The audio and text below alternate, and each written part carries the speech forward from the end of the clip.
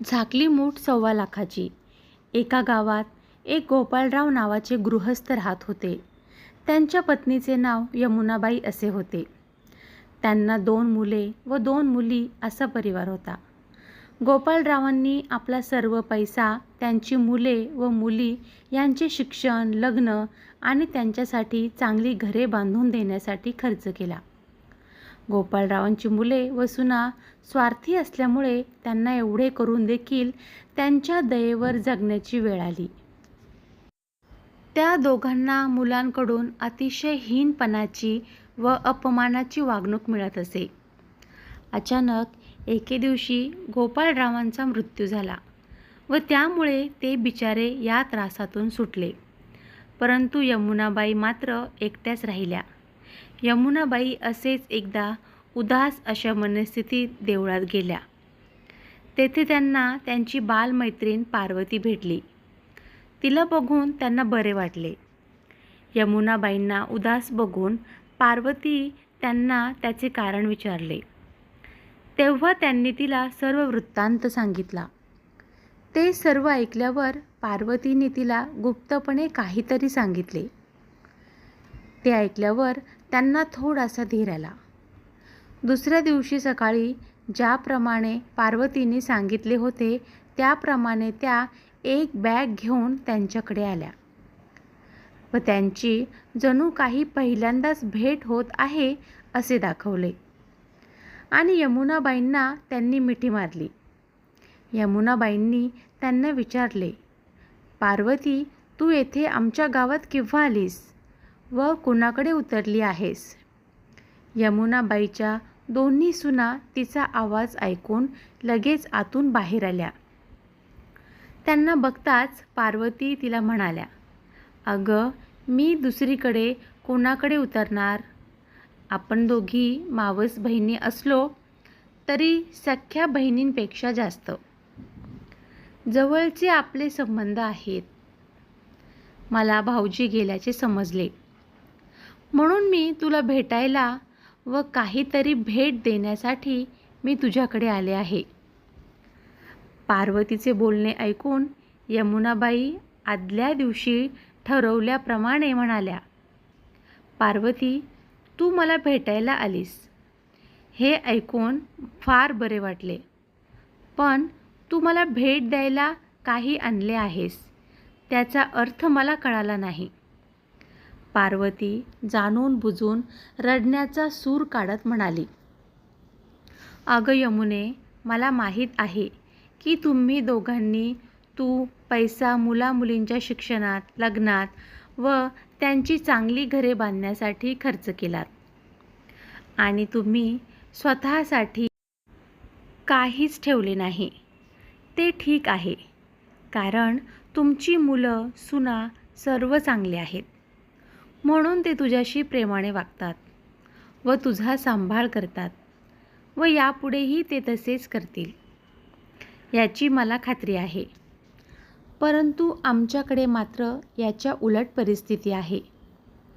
आमची आर्थिक परिस्थिती चांगली असून देखील मुलं शिकली नाहीत, त्यामुळे ते कुठलाही उद्योगधंदा करत नाही. त्यांना फक्त बसून खायला तेवढे येते. घरची श्रीमंती आहे म्हणून त्यांची लग्ने झाली, परंतु त्यांच्या बायका आमच्या दोघांचाही सारखा अपमान करतात आणि माझी मुलं ते बघत असून देखील काहीही बोलत नाहीत. असे बोलत असताना पार्वतीने परत डोळे पुसण्याचे नाटक केले व त्या पुढे म्हणाल्या, आता अशा परिस्थितीमुळे आम्हाला दोघांना जगण्याची इच्छा उरली नाही आणि आता आमचे आयुष्य ते असे किती उरले आहे. म्हणून मी ठरवले की माझ्या यजमानांचे असे कोणी नाही आणि मला तुझ्याशिवाय कोणी. तेव्हा सर्व पैसा अडका मुलांना देण्याच्या ऐवजी तुला त्यातील थोडेसे द्यावे असा विचार करून मी माझ्या यजमानांच्या परवानगीने 25 तोळे वजनाचे 10-12 सोन्याचे दागिने व एकूण 50,000 रुपये या बॅगेत आणल्या आहेत.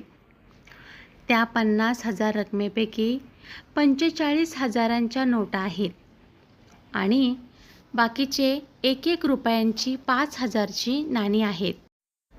आता तू काहीही न बोलता आमची प्रेमाची भेट म्हणून ही बॅग घे व त्या बॅगेची चावी देखील घे.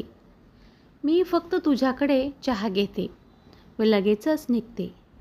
पार्वतीचे हे बोलणे ऐकून आपल्या सासूची मावस बहीण काही सामान्य नसून अतिशय श्रीमंत आहे, म्हणून तिने आपल्या सासूसाठी थोडक्यात काय तर आपल्यासाठीच धनाची पेटी आणली आहे असा विचार करत त्यातील मोठी सून उगीचच प्रेमाचे नाटक करत त्यांना म्हणाली, हे काय मावशी, तुम्ही लगेच का निघालात? आला आहात तर राहा आमच्याकडे 4 दिवस. तुमची मुलं व सुनाही नवीन पिढीची आहेत, त्यामुळे तुम्ही त्यांच्याकडे लक्ष देऊ नका. तुम्ही दोघा पती पत्नींनी तुमचे जीवन यशस्वी केले आहे, तसेच आम्हालाही त्याबाबत तुम्ही मार्गदर्शन केलेत तर बरे होईल व कसे जगायचे ते आम्हाला देखील कळेल. पार्वतीबाई तिला म्हणाल्या, माझ्या यजमानांचे मित्र आज विमानाने रात्री 12 वाजता आमच्याकडे येणार आहेत, त्यामुळे मला राहता येणार नाही आणि मार्गदर्शन ते काय करायचे. नुसता केलेला उपदेश हा कुचकामी ठरतो. प्रत्येक माणसाच्या जीवनात असा एक तरी प्रसंग येतोच की ज्यामुळे त्याचे डोळे उघडतात आणि तो माणूस सुज्ञ व समजदार असेल तर त्याला मार्ग दाखवतो. असे बोलून पार्वतीबाई चहा घेऊन लगेचच तेथे निघून गेल्या. पार्वतीबाई येऊन गेल्यापासून यमुनाबाईंची दोन्ही मुलं व सुना त्यांच्याशी खूप चांगली वागत होती व खूप प्रेम देखील करू लागले होते. यमुनाबाई जेवण झाल्यावर रात्री आपल्या खोलीत जाऊन दाराला कडी लावून घेत व पार्वतीने दिलेले रुपये दगडावर आपटून वाजवून मोजून घेत.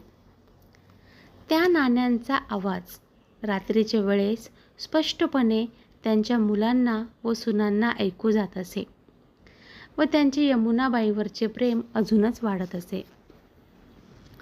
जवळजवळ असे 5 ते 6 महिने चालू होते, परंतु पैसे मोजण्याचे काम मात्र संपत नव्हते.